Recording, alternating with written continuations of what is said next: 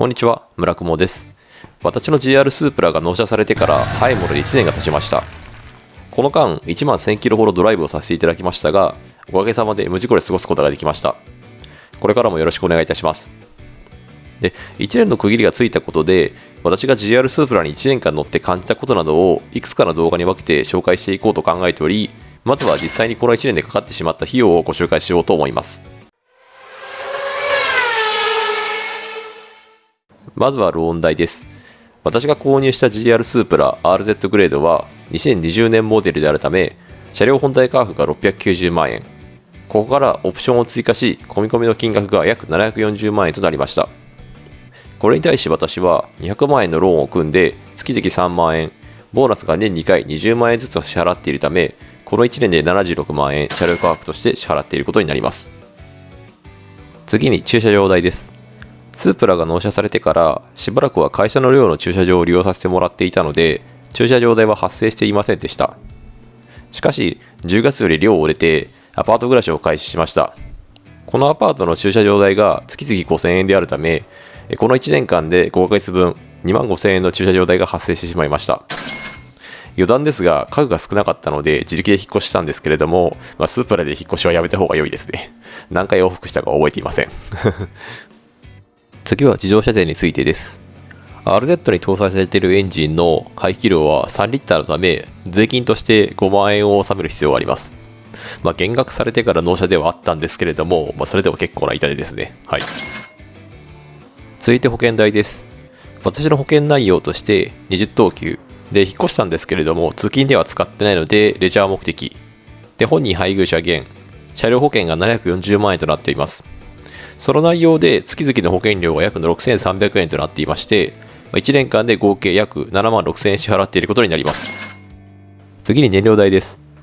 冒頭でお伝えした通り、この1年間で1万1000キロほど走行しました。通勤で使ってない割には走ってる方じゃないかなというふうに思ってます。週末だけで月々1000キロ走ってることになりますんで、はい。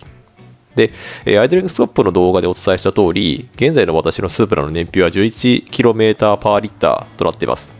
そのため、この1年間で廃屋燃料を約1000リッター消費したことになります。で、現在の調べたところ、廃屋燃料の全国平均価格は約142円ということで、1年間に燃料代だけで14万2000円費やしたことになってしまっています。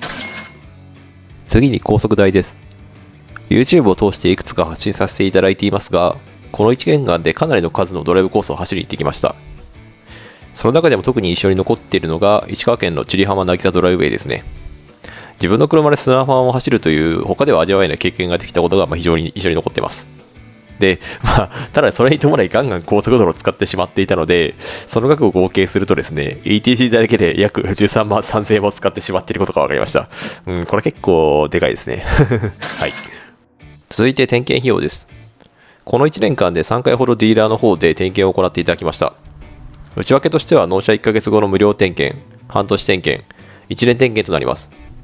で、1年点検に関しましては別動画にて作業内容までご紹介させていただいていますので、そちらをご覧いただきたいです。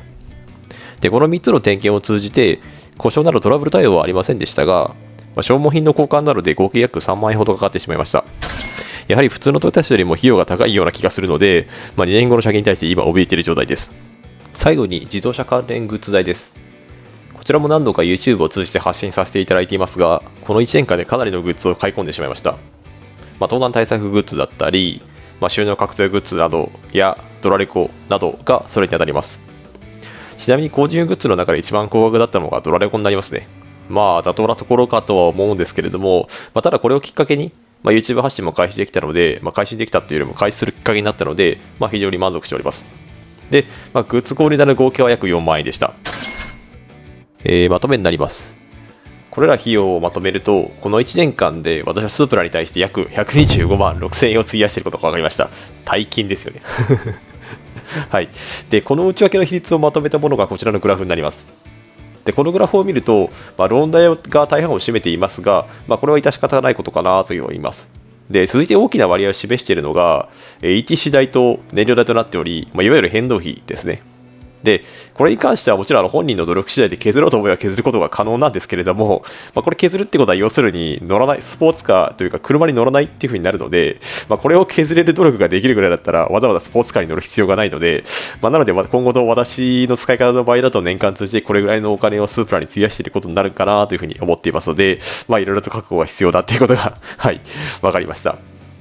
はい。で、今回の動画の GR スープラとのカーライフの振り返りシリーズの、費用に関する動画は以上となります。この動画を通じてですね、未来のスープラのオーナーであったり、同種のスポーツカーのオーナーの方の、参考となれば幸いです。はい。動画の内容は以上となります。この動画の内容がいいねと思った方はグッドボタンであったり、よろしければチャンネル登録の方よろしくお願いします。モチベーションにつながります。はい。以上です。ご視聴ありがとうございました。